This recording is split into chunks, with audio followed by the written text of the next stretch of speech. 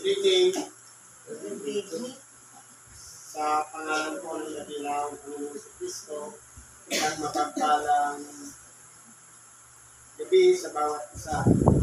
Dito po tayo sa ika-siyam na pagpapasalamat para sa taong 2025. Meron po tayong mga sitas na pinagkalog ngayon. Ang una po ayon sa sulat ng Apostol Pablo sa mga Lagang Pilipos, Kapitulo 2, versikulo 5 hanggang sa 11. Ngayon po,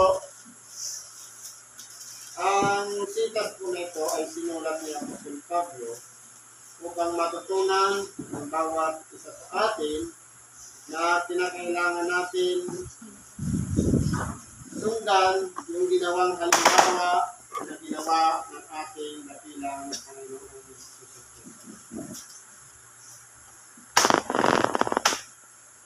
Sapagkat tayo po mga tao, meron po tayong tinatawag na kataasan. Pero po, yung halimbawa ginawa ng ating dakilang Panginoon na dapat siya maging huwala ng bawat tao, ito po dapat ay ginagawa natin. Pero mas mahirap, pero kakayanin sa tulong at sabag ng Espiritu Santo. Sabi dito, magkaroon kayo sa inyo ng pag-iisip na ito'y nakal Kristo Jesus di naman. Na siya, pagamat nasa anyong Diyos, ay hindi niya inaring isang bagay na nararapat panagnan ang pagkapantay na sa Diyos. Ngayon po, sabi ni Apostol Pablo, kinakailangan magkaroon tayo ng pag-iisip na katulad ng pag-iisip ni Kristo Jesus. Nawagamat, ang kanyang dating kalagayan, bago siya naging tao, ay nasa kalagayan Espiritu bilang bugtong na anak ng Diyos na siyang nanguna sa mga arkanghel, lalong-lalo na kapag inaalagaan nila yung mga tao, lalong-lalo na pagdating sa mga labanan, sa mga paglilimagsig. Pinuproteksyon po nila ng gusto upang hindi sila mapahamak. Pero, nung siya'y nagkatawang tao, sabi nga, pagpasok niya sa sanlibutan, ay isang katawan ang sa atin ay inihanda mo. Ibig sabihin, umili ang Diyos na magiging ina ng ating dakilang Panginoon sa nakatulid bagay sa pamamagitan ng isang birhen, si Maria, na lalang ng Espiritu Santo, siya ay nagdalang tao at ipinanganak na ang ating dakilang Panginoong Hesus Kristo. Kaya nabuhay po ang ating dakilang Panginoon sa pag-iisip na walang iba yung tinatawag na kapakumbabaan. Tayo pong mga tao, minsan na nagiging problema kasi, matutulong ng kunti, may kataasan na. Samantalang ang ating dakilang Panginoon, anak ng Diyos, hindi niya inaring isang bagay panangnan ang pagkapantay niya sa Diyos. Totoo, nung hindi pa siya bumababa sa ibabaw ng sanlibutan, ganun talaga ang kalagayan niya. Pero iniwan niya po yun, hindi niya po dala-dala. Sabi dito, magkos, sinubad niya ito at nag-anyong alipin at nakitulad sa mga tao. Na kumbaga, yung posisyon niya na anak ng Diyos, pwede niyang ipagmalaki, pwede niyang ipagmapuri, pero bakit hindi niya po ginawa? Dahil po, ang gusto niya, yun ang dapat na maging gabay sa mga tao kung paano magtayong naturuan ang na magpakumbaba sa bawat isa. Punong-puno na siya ng kaalaman. Pero nanatili siyang mapagpakumbaba. Marami siyang pinagaling. Tinulungan. Lalong-lalo na yung mga mahihirap na kalagayan sa pamamagitan ng karamdaman. Kahit kailan hindi po siya nagmalaki. Kung nagmapurit man sa kanyang sarili na sa kanyang mga tinulungan. Kasi po, likas na po talaga sa kanya ang mapagpakumbabang puso. Kumbaga, dati, ganun na talaga ang kalagayan niya. Mapagpakumbabang puso. Tatanungin natin, meron na bang puso? Samantalang nasa espiritu pa siya. Yun na po talaga yung naturalisa niya ang pagiging isang mapagpakumbaba. Kaya po, itinuturo dito ni Apostol Pablo na gawin natin ayon sa kalooban ng Diyos, ayon sa halimbawang ginawa ng ating dakilang Panginoon. Kumbaga, kaya nga ang sisiputitin natin, sabi, kung ibig ninyo mang sumunod sa akin, limutin ang ukol sa kanyang sarili. Minsan po kasi, ang nakakasira sa ating mga tao, yung pride, yung lahat ng nakakunik sa ating mga buhay. Pansinin na lang natin, nagkaroon lang ang tao ng malaking pamilya, nagmamalaki na, nagmamayabang na. Nakatapos lang ng pag-aaral, nagmamalaki na. Nakalam lang ng kunti sa banal na kasulatan, nagmamagaling na. Tigas po talaga yan sa kalagayan ng tao. Pero po ang ating dakilang Panginoon, hinubad niya po yun. Kumbaga, nabuhay siya bilang isang tao. Hindi niya po dala-dala yung pagiging Diyos niya. Pero marami pa rin ang nagsinuhod at nagsilapit sa Kanya sapagkat kinikilala siyang Diyos. Kahit yung mga espiritu, obsessed, mga tao na inaalihan ng mga samang espiritu, kilala siya. Ikaw na anak ng Diyos. Pagkagan na pagkakilala sa ating nagilang Panginoon. Pero sinasaway niya kagad upang sa ganun hindi na makapagsalita at hindi malaman ng tao kung sino talaga siya. Ganun po ang ating dakilang Panginoon. Sabi po nito, at palibasa'y nasumpungan sa kanyang tao, siya'y nagpakababa sa kanyang sarili. Paano kung pagpapakumbaba? Na nagpasunurin hanggang sa kamatayan o sa kamatayan sa krus. Na bagamat alam niya na ang mangyayari sa kanya, yung mga hirap na kanyang dadanasin na nakatakda para sa kanya, ang ginawa niya po, naging mapagpakumbaba siya. Na naging masunurin, sinunod niya lahat ng mga nakasulat na pula patungkol sa kanya na sinulat ng mga propeta. Kasi po, ang pagsunod ay isang halimbawa ng kapakumbabaan.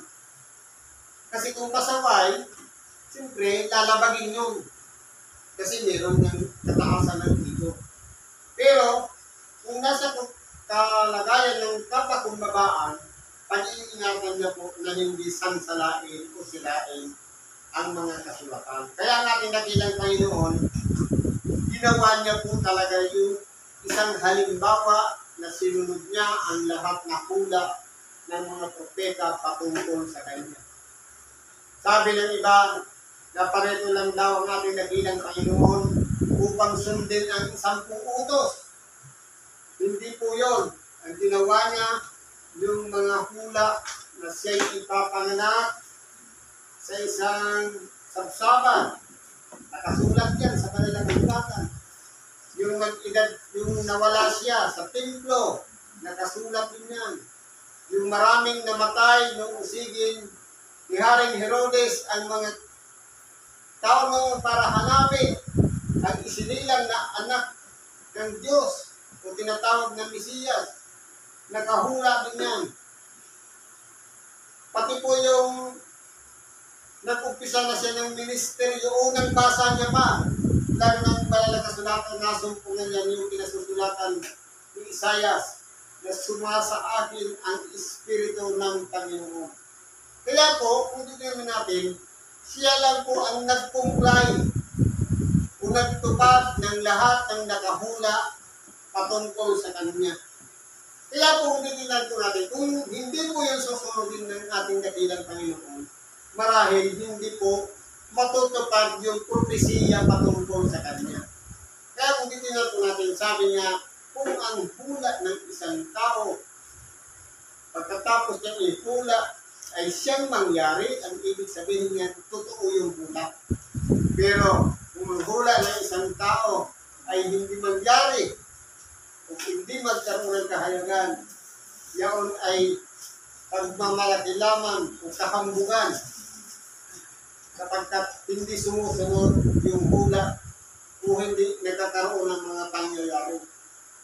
Pero po, para patunayan na yung mga hula, yung mga naunang mga sinubong mga propeta, na sila ay napatunayan ng mga tunay ang kanilang mga hula, kinakailangan mangyari lahat yan. Yung inihula nila sa pangalan ng ating dakilang Panginoong Jesucristo. Kaya po, ginawa talaga ng ating dakilang Panginoon ng buong sikap at maingat ang pagsunod sa mga hula na ipinagkaloob para sa Kanya. Kaya po, pati sa kamatayan sa krus, nakahula din sa Kanya. Kaya naman, kaya siya naman ay pinagkadakila ng Diyos na siya ay binigyan ng pangalan lalo sa lahat ng pangalan upang sa pangalan ni Jesus ay inuhod ang lahat ng tuhod ng nasa langit at nangasa ibabaw ng lupa at nangasa ilalim ng lupa at upang ipahayag ng lahat ng mga diyak na si Kristo ay Panginoon sa ikaluluwalhati ng Diyos Ama. Kaya hindi tingnan po natin dito, dahil po sa kanyang dakilang pagsunod sa kalooban ng kanyang Ama, siya po ay tumanggap ng honor o pinakadakila ng Diyos. Binigyan ng pangalang higit sa lahat ng pangalan. Upang sa pangalan ni Jesus, ang lahat ay tuhod ay iluhod. Maging dito man sa ibabaw ng sanglibutan, maging ka man sa sangkalangitan, at ganoon din yung nasa ilalim ng kalupaan. Lahat ng yan ay luluhod ang lahat ng tuhod at ipagsisigawan nila ang pangalan ng ating dakilang Panginoong Jesucristo. Kaya hindi tinay po natin dito, mga kapatid, magpapatotoo po ito ang bawat isa sa atin. Ipapahayag ng bawat isa sa atin ang kadakilaan ng bugtong na anak ng Diyos sa makatuwid bagay ang pangalan ng ating dakilang Panginoong Jesucristo. Papahayag ng lahat ng mga dila na si Jesucristo ay Panginoon. Totoo po, nangyayari na ngayon. Marami ng mga Muslim na nagsipagbago na, nanumbalik na sa pagsunod sa ating dakilang Panginoon. Natuklasan nila na yung mga binabasa nilang Quran. Totoo, nandun si Muhammad, nandun ang tinatawag na Jesus, anak ng Diyos, na naghula din maging si Muhammad para sa pangalan ng Jesus kaya. At pinatutunayan mismo ng kanilang Quran na ang Jesus na ito, walang iba, ang Mesiyas na isinulat din sa mga banal na kasulatan na halos magkaugnay. At kapag sinasaliksik nila, doon palang masusumpungan nila na ang Jesus palang ito ay hindi pang karaniwan, kundi ito pala ay anak ng Diyos na sinasambit ni Muhammad upang sa ganun ang mga Muslim ay masumpungan nila sa kanilang sarili dahil sa kanilang mga pagsasaliksik na ang suspan ito, na napako sa krus, na sinasamba at sinusundan ng mga nagbabasa ng banal na kasulatan, isa lang pala. At yun pala, yung taong naging tao dito sa ibabaw ng sanglibutan na dapat sambahin at papurihan at dakilain dahil sa kanyang dakilang pag-ibig na binigay niya ang kanyang sarili na pinakapantubos sa lahat ng mga kasalanan ng bawat isa sa atin. Kaya mapalad tayo dahil mayroong Kristo, mayroong gumipa upang dapat sanay tayo yung hatulang, tayo yung dapat na ipago sa krus, pero mayroong nagsalo. Walang iba ang ating dakilang Panginoong Jesucristo. Kaya ipagpasalamat natin sapagkat natupad na ang nakasulat sa mga aklat ng mga propeta, pati yung 10 o yung 7 sinambit ng ating dakilang Panginoon, yung siya'y nakabayubal sa krus, at pati pag-akyat niya sa langit, lahat ng yan ay nakasulat sa mga aklat ng mga propeta. Kaya mapalad tayo kung tayo po ay pinatawad ng Diyos, pinahabagan, at itinuring na hindi na mga alipin, kundi bilang mga anak ng Diyos. Salamat sa Diyos sa kanyang dakilang pag-ibig na ipinagkaloob sa bawat isa sa atin. Ang ikalawa pong aralin sa Ebanghelyo ng Kristo, Kapitulo 3, versikulo 13 hanggang 17. Ang sabi po ganito, at walang umakyat sa langit, kundi ang nanggaling sa langit. Sa makatuwid bagay ang anak ng tao na nasa langit. Ngayon po, ito naman ay sinulat ni Apostol Juan na pinatutunayan niya na sabi ng ating dakilang Panginoon,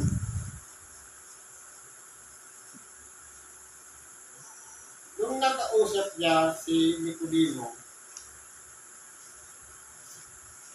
na nung gabi, nakipag-usap sa kanya, ipinaliwanag ng ating dakilang Panginoon ang pagbabago ng isang tao. Dahil po ito si Nicodemo ay isang guro ng Israel, pero dahil kay Iyang ayaw niya mahalag sa tao, na siya guro na ay nakikita pa sa ating dakilang Panginoon, kaya ginawa niyang gabi. Ngayon, tapos makausap siya para sa atin. Sabi dito sa 12. Sa 10. Sumagot si Jesus sa kanyang sinabi, ikaw na guro ng Israel, hindi mo na unawa ang mga bagay nito. Ano po yun? Tungkol sa pagbabago ng isang tao. Sapagkat, ang isang tao, kapag ipinanganak na laman niya. Pinanganak ng Espiritu, ay Espiritu na. Pero, pagdating dito sa pananaw ni Nicodemo, mayroong pagkakaiba sa kanya. Na kumbaga, mababaw lang ang kanyang pagkaintindi, lalong-lalo na yung sinabi ng ating dakilang Panginoon, ang tungkol sa isisilang na muli. Na para bang ipinalalagay niya na kinakailangan muna ang tao ay ibalik na muli sa sinapupunan na ina para ipanganak na muli. Kaya, sabi dito ng ating dakilang Panginoon, Katotohanan, sinasabi ko sa inyo, ang nalalaman namin ay sinasalita namin. At ang aming nakita ay pinatotohanan. At hindi ninyo tinanggap ang aming pagtotoo. Kung sinabi ko sa inyo ang mga bagay ng upo sa lupa, at hindi ninyo pinaniniwalaan, paano paniniwalaan ninyo kung sabihin ko sa inyo ang mga bagay na upo sa langit. Kaya naging mapurot ko ang pag-iisip ni Nicodemo. Kung dito pa lang sa ibabaw ng sanglibutan, hindi nyo na maintindihan, paano pa yung mga bagay na nasa langit? Kaya kung titingnan po natin dito, karugtong kasi ito eh. Sabi niya, sa ating dakilang tayo, walang umakyat sa langit, kundi ang nanggaling sa langit. Na parang inihayag ng ating dakilang Panginoon na hindi siya taga rito sa ibabaw ng sanglibutan. Na katulad ng pananaw ni Nicodemo, na parang katulad lang ng pangkaraniwang tawang natin kabilang tayo, na isinilang lang, dito na lang nagkamalay. Pero bumaba po siya, galing sa langit. Siyempre, babalik siya doon sa kanyang pinanggalingan. Ngayon, doon pa lang sa mga tinuturo sa ibabaw ng sanlibutan, hindi na maunawaan ng tao. Paano pa yung mga bagay tungkol sa langit? Na siya'y bumaba at kinakailangan umakyat muli. Walang iba, ito yung anak ng tao na tagalangit, ang ating dakilang Panginoong Jesucristo. At kung paano itinaas ni Moises sa ilang ang ahas, ay gayon kaya kailangan itaas din ang tao. Kung maalala natin yung ahas na ipinataas, na kapag nung nagkaroon ng gera o awayan o labanan, na kapag naitataas yung nagtatagumpay yung mga Israelita, kapag bumababa na naman, tutukunan na naman nila para lang magtagumpay sila. Ganun inihalimbawa ang pagkabuhay na makulit ng ating dakilang Panginoong Jesucristo, na kinakailangan muli siyang itaas kasi bumaba nga po siya upang ang sinumang sumampalataya ay magkaroon sa kanya ng buhay na walang hanggan. Ngayon po, ang pinag-uusapan dito, buhay na walang hanggan. Paano po natin tatanggapin ang buhay na walang hanggan sa pamamagitan lang ba ng pananampalataya? Hindi po, kundi lalakipan palagi natin ng mga gawa. Kasi po, ang gawa, yun ay resulta na lang o bunga ng ating pananampalataya. Sapagkat, madali kong sabihin sumasampalataya ako sa Diyos. Pero kung sumasalungat naman ang ating mga gawa, magiging useless po ang sinasabi ng ating mga bisig. Kaya kinakailangan palaging may kalakip na gawa. Kaya po, ang buhay na walang hanggan ay ipinagkakaloob doon sa mga taong sumasampalataya sa atin na bilang Panginoon na ipinakikita niya sa pamamagitan ng mga gawa. Sapagkat, gayon na lamang ang pagsinta ng Diyos sa libutan, ibinigay niya ang kanyang bugtong na anak upang ang sino man sa kanya'y sumampalataya ay huwag mapahamak, kundi magkaroon ng buhay na walang hanggan. Itong versikulong ito ay halos ginagawa itong pinaka-passage ng lahat ng mga sikta. Na kumbaga, sumampalataya ka lang sa ating dakilang Panginoon, hindi ka na mapapahamak, magkakaroon kayo ng buhay na walang hanggan. Kumbaga, pumuna, sabi sa mga sa mga spiritista, ito yung palasak na. Pero, kukunin mo yung pinakamensahe. Sabi nito, gayon na lamang ang pagsinta ng Diyos sa libutan. Ganon na lang ang pagpapahalaga o pag-ibig ng Diyos sa sanlibutan. Na ibinigay niya ang kanyang bugtong na anak. Dahil sa pag-ibig na yan, hindi niya ipinagkait na ibigay ang kanyang bugtong na anak. Naging isang halimbawa yung nangyari kay Abraham. Wala siyang anak, pero nung hingin sa kanya ng Diyos ang kanyang nag-iisang anak na si Isaac, hindi niya po ipinagkait. Lalo na po ang Diyos na siya hindi niya rin ipagkakait ang kanyang bugtong na anak upang ipagkaloob sa bawat isa sa atin. Pero anong ginawa ng mga tao?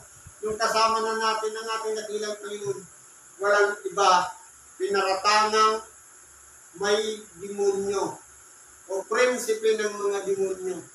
Hindi siya kinilala ng mga tao. Siya ay ikinahiya ng mga tao. Ang kanyang mga aral ay hindi nila tinanggap at pinaratangan kang isang kriminal, ipinako sa krus. Tama ba yun? Makatwiran ba yung ginawa nila sa ating dakilang Panginoon? Hindi po. dahil hindi nila nakilala ang bugtong na anak ng Diyos. Na naunang nang umibig sa sangkatauhan, kaya nga siya sinugo dito sa ibabaw ng sanlibutan upang sampalatayanan ng mga tao. Pero ilan lang ang nagkaloob ng pananampalatayang yan. Yung mga taong nagsipagaling o nagsigaling sa kanilang mga karamdaman. At kaya din yung nangabuksan ang kanilang mga kaisipan sa pakikinig ng Ebanghelyo ng kaligtasan. Ito lang po yung mga namuna. Kaya, pili lang yung mga tatanggap ng buhay na walang hanggan. Pero sabi nga, mapalad